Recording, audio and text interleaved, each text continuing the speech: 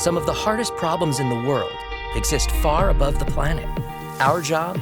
To launch the smartest solutions, to protect our satellites, clean up our clutter, to propel breakthroughs in propulsion, to learn more about our place in the universe, to outpace emerging threats. Every day, the Aerospace Corporation uses the latest technologies to ensure our nation's safety and leadership in space. Hi, and welcome to the Space Policy Show. I'm your host, Rebecca Rose. As always, you can find us on Twitter using hashtag The Space Policy Show, and you can engage with our experts on Vimeo using the chat box. We'd also like it if you would sign up for our latest news and alerts at aerospace.org/policy. Today's episode is on the New START extension. Aerospace's Sam Wilson will talk to Rose Gottemoeller and Mick Gleason about the recent extension of the New Strategic Arms Reduction Treaty, or New START, with Russia, its significance for strategic arms control, approaches for the future, and how or if we should protect U.S. national technical means. Sam Wilson is a policy analyst at the Center for Space Policy and Strategy, where he leads work on international space, nuclear command, control and communications, and missile issues. He came to us from the U.S. Government Accountability Office. Secretary Gottemoeller is a former Deputy Secretary General of NATO, the first woman to serve in that position. She's recently authored a book entitled Negotiating the New START Treaty from Cambria Press, where she reflects on her experience as chief U.S. negotiator for the treaty with Russia. At the time, she was Under Secretary of State for Arms Control and International Security at the U.S. State Department. Our own Mick Gleason is a senior policy analyst at CSPS. He is a recognized leader in space policy research for international cooperation, space traffic management, national security, and deterrence. He spent 29 years in the Air Force focused on spacecraft operations and space policy. Welcome, everyone, and over to Sam to get us started. Thank you, Rebecca. So it's an incredible honor for us today to have Rose Gottemoeller. I know Rebecca already introduced Rose, but before coming to Aerospace, I worked predominantly on nuclear weapons issues, and I actually had the honor of meeting Rose in person. Meeting someone in person now is such a foreign concept. It was in Brussels at NATO briefly in January 2017. This is when you were the Deputy Secretary General of NATO, and I was a part of a group from CSIS. So anyway, it was a few minutes, but it left an indelible effect on me. So it's great to see you again. And it's also a pleasure to be here with my friend and colleague Mick Gleason, who has done some really important work on arms control, including writing a paper last year on the future of protections for national technical means, NTMs, if New START expired. But of course, New START did not expire. In February, the United States and Russia extended the treaty for 5 years. And that leads me to my first question. Rose, your new book is about negotiating the New START treaty. It's now extended. Would you discuss the state of strategic arms control with the extension of New START? What should be the U.S. priorities for strategic arms control moving forward? Well, thank you very much, Sam. I think the first thing I'd like to say is the strategic importance of the extension of the New START Treaty for the United States of America. I always felt it was extremely important to ensure that the modernization of our nuclear arsenal could proceed on a predictable basis. And the extension of New START for 5 years until more than halfway through this decade really will give a predictable and stable environment for the continuing modernization of the U.S. Nuclear triad. And I think that is an important overall strategic national interest of the United States, and the most important reason that New START needed to be extended for its full 5-year period. Now, as far as nuclear arms control is concerned, the 5-year extension does give us time to work with the Russians on what will come after New START. What will the next strategic arms reduction agreement look like? It also gives us a chance to open up the discussion with the Chinese and try to bring them to the negotiating table as well to talk about, particularly, I believe, the importance of placing constraints on intermediate range ground-launched missile systems, what we used to call the INF range systems. But I think the 5-year period is important because it gives us time and it gives us space to develop this extended agenda and new agenda with the Chinese with regard to arms control. Great, thank you, Rose. And your bit about China makes me remember the Washington Journal essay that you had out in September, where you talked about one way to maybe bring in China is via NTMs, via discussion on national technical means. Mick, I want to bring you in on this discussion of New START. Your paper last year discussed this critical but often overlooked role that New START plays in protecting national technical means. Mick, what are NTMs? Why is their protection so important? What does their future protection look like? Well, thanks, Sam. It's great to be here. Thanks, Rose, for joining us. So national technical means of verification of compliance with arms control treaties are very important. First of all, we usually, in this context, as someone coming from the space field, we think of national technical means as being space-based intelligence, surveillance, and reconnaissance satellites, optical, radar, and so forth. But national technical means can mean ground-based radars, could be acoustic sensors, and a variety of other things, airborne sensors. But for the sake of the program today, we're going to be talking mainly about space-based national technical means for verifying compliance with arms control treaties, which I think we've learned back in the 1970s with the Anti-Ballistic Missile Treaty, the SALT Treaty, SALT II Treaty, the First START Treaty, and so on and so forth, that having the ability to verify compliance with a treaty is actually really what helped get us over the hump in negotiating with the Soviet Union and then now Russia on enabling these treaties to even be arrived at. Because if you can't verify a treaty, it's really hard to close the deal. Thanks, Mick. That was really helpful to understand what NTMs are. So with New START, there's now this protection of non-interference with national technical means between the United States and Russia. Are there any broader, obviously there's a lot of other countries that could interfere with national technical means outside the United States and Russia. Are there any broader agreements looking beyond this bilateral relationship? Well, actually, currently there's nothing else on the books that formally, legally binding treaty-wise prohibits interference with national technical means of verification, except for the Comprehensive Test Ban Treaty, the CTBT. The U.S. signed the CTBT but did not ratify it. If I understand correctly, Russia signed and ratified the CTBT. China has signed the CTBT, and it's a much more universal multilateral treaty. However, the United States doesn't consider it to be in effect, even though we abide by it because we signed it and we think it's in our interest. But there are protections for national technical means in the CTBT for verification of that treaty. And so if that treaty ever went into effect fully, and it would provide much greater protections for NTM than we have right now. But Rose, I'm sure, can speak much more about the CTBT if she would like. But right now, I'm not too optimistic that we'll ever get to the point where that treaty is fully in effect around the world. I think it's because North Korea is not a member of it.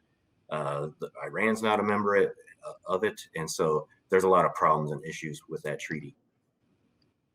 Great. That was helpful. Rose, what's your view here? As Mick said, the United States is kind of in this unique position with the CTBT, signed it but not ratified it. Do you see anything changing on that front? And more broadly, given that New START is the last treaty that between the United States and Russia are protecting national technical means, what steps should the United States take to further protect this important goal of non-interference with national technical means?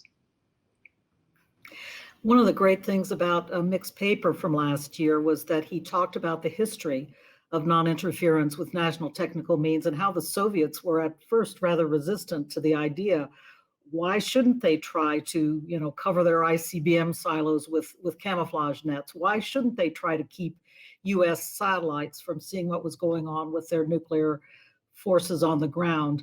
And so it was a long slog to get them to understand that the more they allowed the satellites to see what was going on the ground, the less they had to submit to on-site inspection.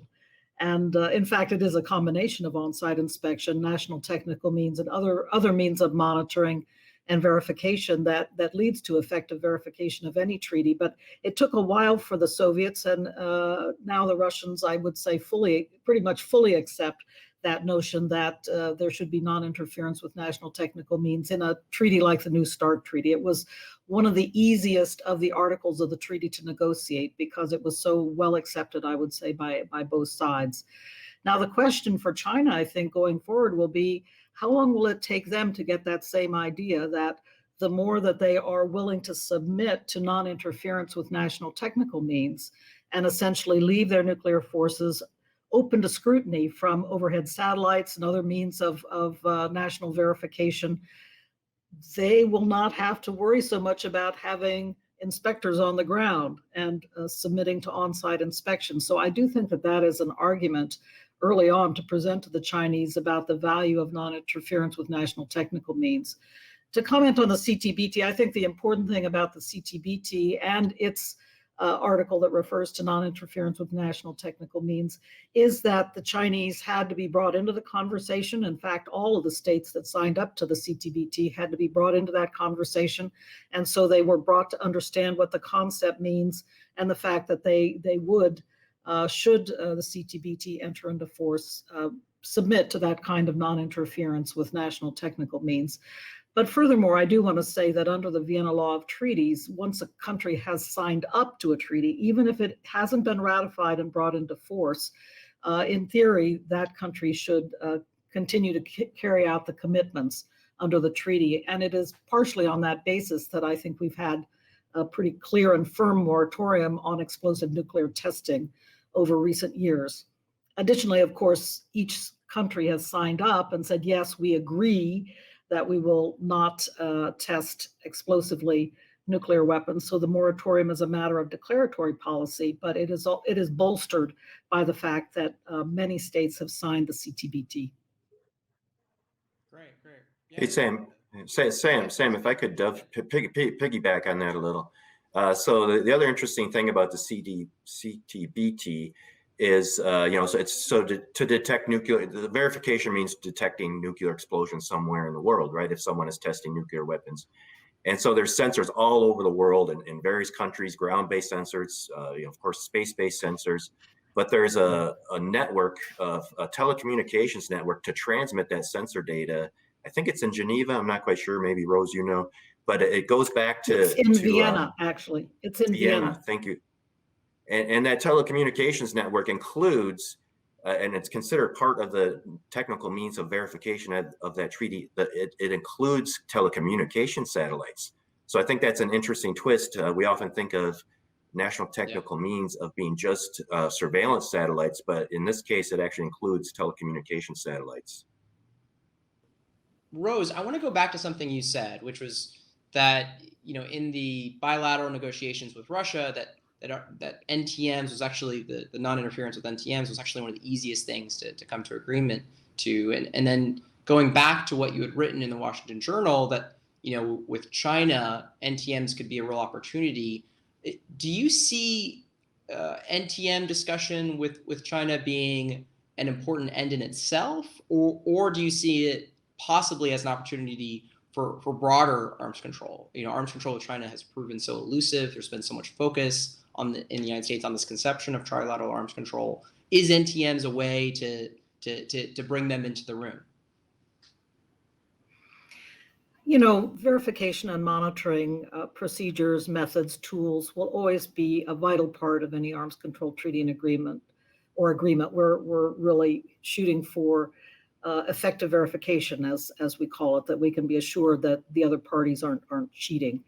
So that's really important. But it's not the first thing you talk to another country about. you have to engage another country in a way that they can see that their national interests would be served by engaging in a negotiation to constrain or limit their own nuclear weapon systems. So I do think that when we talk to China, we need to look for areas where they have some equivalence of capability with the United States and Russia, and where they perhaps would be concerned about some new capabilities coming to play in their region of the world. The United States is talking about deploying conventionally armed ground-launched cruise missiles of intermediate range in Asia.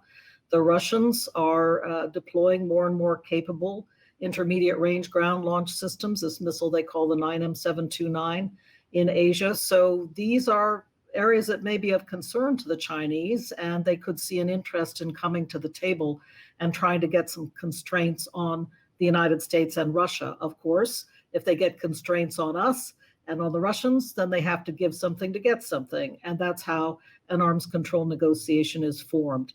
But I think it's important to bear in mind the necessity of effective verification measures, but it's not where you start. You start by trying to engage the national interest of the other countries.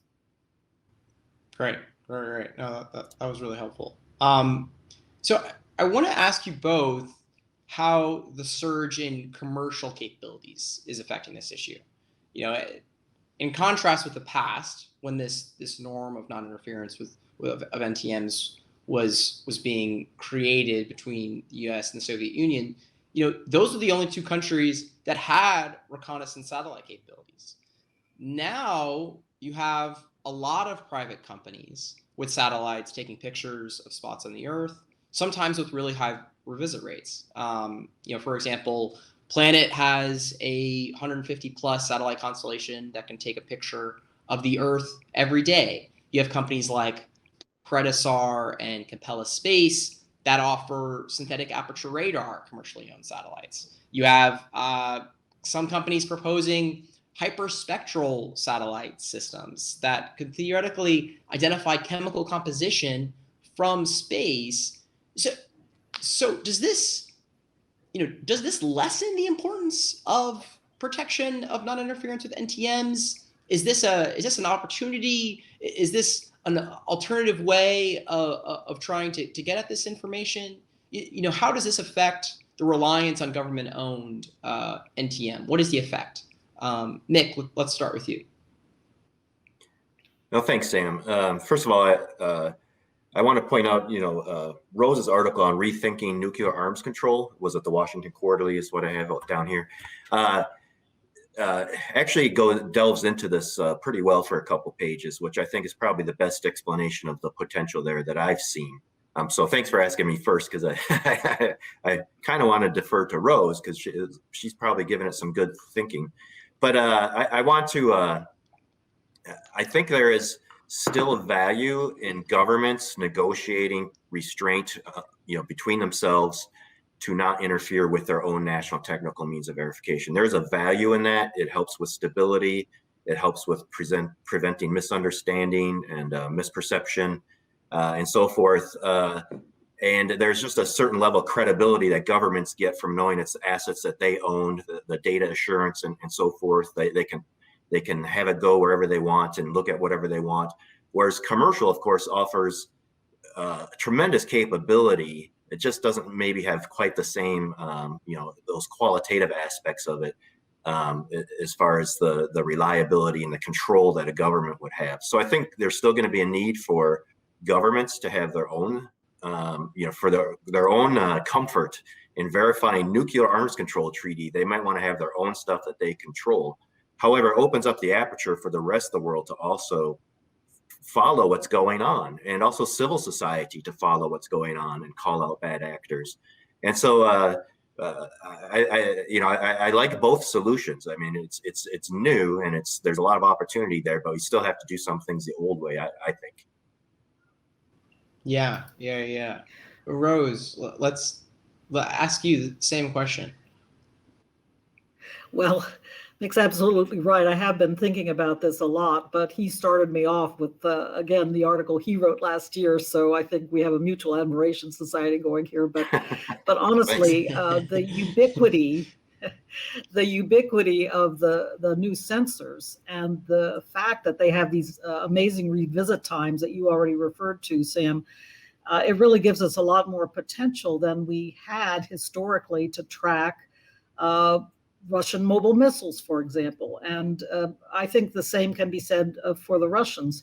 I've been exploring this a lot, including in a course I taught winter quarter at Stanford, where I had some amazing students help me delve into this set of issues. And frankly, the questions that emerge now, I think a lot of them have to do with how to scope the relationship between commercial companies and the US government, for example. They already cooperate, of course, in many ways, but if there is going to be some aspect of national technical means of verification that bring in some of these commercial tools, then how exactly will that relationship be developed, and what will the legal basis for it be? The second major issue is, frankly, at the moment, there is an inequality of availability. It's still the vast majority of these commercial companies are US companies. And so other countries around the world, including the Russians, don't have the same kind of access to these commercial satellite constellations and their products. Of course, they can buy them commercially, but that's not exactly what we would call equal access for the verification of an arms control treaty or agreement. So a lot of questions arose. I had a great time with the students trying to wrestle through some of them. I think we began to develop some answers, but we've still got a long way to go on that. I want to also use this opportunity, as we were covering arms control and space, to also bring up space arms control. Mick, you had a paper recently, a recent paper about space weapons. You know, there have been a lot of proposals and interest in restrictions on space weapons for the last several decades, but nothing has come to fruition. You know, why has space arms control proven so elusive? What makes it so hard? Well, thanks, Sam. That's an easy question to answer. No, it's it's I mean, the one thing that's been a big hang up for several decades is, how do you define a space weapon? What is a space weapon? So how can you have an arms limitation kind of treaty or agreement if you can't really define what the arms is? There's stories about how in President Carter's administration, you know, even back then, they were trying to come up with anti-satellite space arms control and agreement, and the Russians wanted to label the U.S. space shuttle a weapon because it had an arm. It could go up and take satellites and bring them back down, right? And of course, the U.S. disagreed with that, you know, assessment of the Russians that the space shuttle, you know, we didn't think it should be counted as a space weapon. But so that disagreement has gone on now for decades about just, you know, fundamental question of how do you limit something when it's so hard to figure out exactly how to define it. So the trend, and it's picking up momentum greatly the last couple of years, is to go through a non-legally binding voluntary compliance with norms of behavior for outer space. So these are behavior-based norms rather than you know, specific different types of satellites or systems that you have to limit. And so they're trying, the United States, the global community, there's a UN resolution that's out there right now, gaining a lot of attention on how to help constrain behavior in outer space through these voluntary norms of behavior. But one of the things I think that's been missing from that conversation is, how do you verify? You know, Rose has been mentioning quite several times, monitoring and verifying compliance with a, you know, legally binding arms control treaty is tricky enough. But how are you going to verify compliance with norms of behavior that's acceptable? You know, because these are supposed to be global norms of behavior, not bilateral norms of behavior necessarily. And so how are you going to, I haven't seen enough thinking or planning yet on how the United States or the global community thinks there's going to be a capability to verify and monitor compliance with these norms that will be accepted as credible by the world community. So that's kind of my next line of research that I'm getting into is how to do that. And hopefully that'll help move the ball down the field a little bit. Yeah, great. Thanks. I would just add my 2 cents is, you know, obviously verification has been much of the focus here, but I also do think that there has been historically perhaps different threats that have been more of concern to the Soviet, Russian, and maybe even China side than the U.S. side. I do think that they have more of a concern of space-based intercepts, and that has in some ways animated some of these proposals that you've seen on the Russian and Chinese side. Yeah. So I picked one. Sorry, Sam. I picked one kind of aspect of that issue. It's a very broad issue, but for time's sake, I don't think we can get into every aspect. But the definition of a space weapon and what it is has been a major roadblock among many others. Right. Could Rose, I jump in on this, Sam? Yeah, please. Well, I was just going to say that this is another area I think where we need to stick with the realm of the possible, honestly. And obviously Nick's quite right that there are these problems with definitions, and there have been for decades now. But in certain areas, we can, I think, consider some actual hardware constraints. And direct ascent ASAT, I think, might be one of them. That's an area where, the Chinese have tried it, we've tried it, the Russians have tried it, we've all tested, but we all recognize at the same time that there are downside risks that are pretty serious. All the space debris that is produced by a direct ascent ASAT capability and the testing that goes along with it. So I think in that case, and here is another area where there is some equality with the Chinese.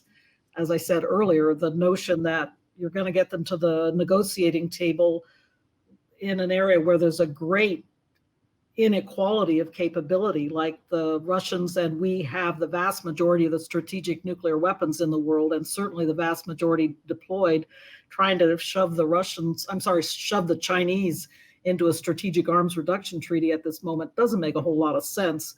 But bringing them to the table to talk about INF systems, intermediate range missile systems, and bringing them to the table to talk about placing constraints on certain kinds of space assets like direct ascent ASAT, I think that could be an area where they have an interest, and where certainly the United States and potentially the Russians as well could have an interest. So coming back to my earlier point, you look to areas where there is some equivalence or equality of capability, and where everybody's going to have a national security interest in getting some constraints placed on those systems.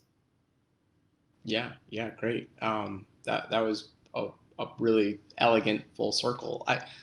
On this topic of INF that we've talked about a couple of times, Rose, I just want to ask you, and I think we're kind of approaching the end of our time, but what would be your vision for given what some of the convergence in national interest and concerns might be of what a trilateral INF or trilateral short of strategic arms control, missile-based arms control looks like? Is it more qualitative than quantitative? How if at all can it address hypersonic weapons and emerging capabilities? What's your thinking on what might be possible here? I think, frankly, Sam, it's a combination of the traditional and new thinking, where hypersonic glide systems are concerned. For example, the Russians have already said that they're ready to bring their hypersonic glide system called the Avant-Garde, which is launched on a two-stage SS-19 missile.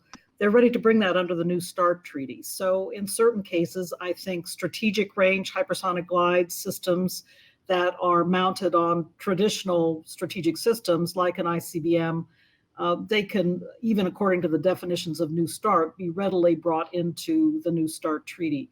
The questions then emerge for shorter range systems, for intermediate range systems that are hypersonic glide in nature. Do they come under new constraints on intermediate range ground launched missile systems? I think this is something that needs to be explored. But what's been fascinating to me is, although the Russians were responsible with the violation of the INF treaty for its demise with the deployment of their new 9M729 ground launched missile, nevertheless, what I'm seeing now is they're regretting the loss of the INF treaty now. And they're saying, well, we need to be figuring out new ways to constrain this range of systems, because these systems are either very fast flyers, they get to targets within a very short period of time, or else they are stealthy flyers, and so not easy to track on their way to their targets. And so for that reason, it's the same old argument from the 1980s. They could pose a threat to national level command and control systems, a decapitation threat to national level command and control systems. And so now the Russians are saying, well, we need to think about constraining INF range systems again. Great. They actually have a proposal on a table for a moratorium in Europe that would remove the 9M729 from Europe and send it east of the Urals. All right, I think that's a serious offer. Let's look at it. Let's see what they mean by offering up verification of such moves. Okay, that could be one way of constraining INF in Europe in future. But then with those missiles moving east of the Urals, that makes the Chinese sit up and take notice. All right, let's talk about a regional constraint on INF range systems in Asia as well. And as I said earlier, I think this is a way we might get China to come to the table, because they would see their interests served in constraining both US new ground-launched cruise missiles in Asia, but also constraining Russian systems in Asia as well that are intermediate range. And so all of these are some interesting new ideas, but I think we could be heading in the direction of some regional constraints on INF that could eventually bring in other states around the Eurasian periphery, potentially, for example, the South Asian states as well. But let's start by seeing what can be accomplished with the United States, Russia, and China. Wow, that was really terrific. I would just say we've had a couple missile papers come out this year, and I think another concern isn't just on the missile defense side or even the stealthy side, but when you're thinking about highly, and this doesn't just include gliders, but it can include other even quote ballistic missiles. When you're thinking about systems that are traveling at high speeds and are highly maneuverable, you have a real early warning problem in that you can detect the boost. You'll have your infrared, you'll be able to detect the infrared, but then you don't know where it's going. And, in contrast with like a truly ballistic system, it's like, okay, well, we have a good sense of actually where this is headed. When you're thinking about, especially in theater, well, it could be this target, or it could be that target. It could be this other target. So even putting aside defense, just planning, characterization of the attack, knowing how, if at all, to respond. Especially in really tight time frames, because of the speed with which these things travel, in addition to being maneuverable, I just think this new missile environment, which hypersonic glide vehicles are part of, but it's not exclusively part of, not exclusively the new trend in missiles, is concerning. So I think that anyway, foot stomping what you said. We're about out of time. I do just want to give you both a minute for parting remarks. Rose, this has been such a pleasure and honor for me. Thank you again for doing this and being here with us. This has been really, really cool. Nick, let's start with you. Thank you. Thanks, Sam.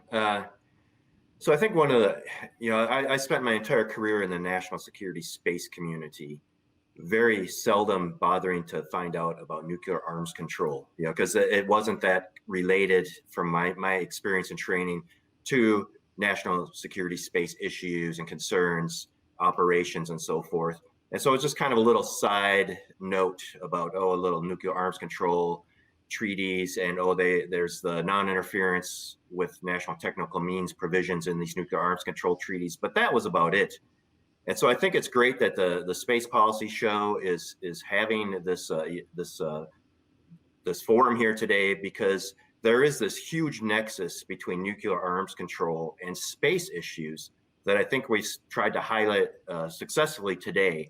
And so that's kind of my final point, is for those of you in the space community who are our usual audience on the Space Policy Show, is start thinking, that there is a big nexus between nuclear arms control nuclear arms control, negotiations and so forth, and the space community, and don't separate them completely in your mind. I think that would be a mistake. Thanks, Sam, and thanks, Rose. Well said. Over to you, Rose. Well, thank you. This has been a super opportunity for me as well. I really have a huge admiration for the work that Mick's been doing, and it's been very thought-provoking in my own work. I just urge the community to keep thinking now about how we advance some of these concepts with the ubiquity of the sensors that are becoming available to us. And I think the space policy community can help to make a big contribution in this regard. How exactly do we turn these new and pretty amazing tools that we have available to the use of the United States in bringing about effective verification and monitoring of arms control treaties and agreements? Of course, there are many, many applications to the intelligence world and so forth, but how exactly are we going to use them to ensure that when we negotiate with other countries to place limits on military forces, that these new, more ubiquitous sensing capabilities are part of the toolbox that we have available to help us to effectively verify such treaties and agreements. So look forward to working with all of you and figuring out how to do this going forward. So thank you very much, Mick, and thank you very much, Sam. Thank you. Thank you. And congratulations on your new book. Again, Rose, I look forward to reading it. And with that, I will send it back to Rebecca. Thank you to Sam and our special guests. You can look for this episode's podcast or go to our website to see the collection of shows on national security space. And thanks to our awesome production team, Colleen Stover, James Liggins, and Jordan Bingham. Check us out on Twitter using hashtag The Space Policy Show, and sign up for our latest news and alerts at aerospace.org/policy. Be sure to look for our podcast and share your favorite episodes with colleagues and friends. Next week, we talk with the Honorable Don Beyer, newly elected chair of the U.S. House Subcommittee on Space and Aeronautics. Until then, take care.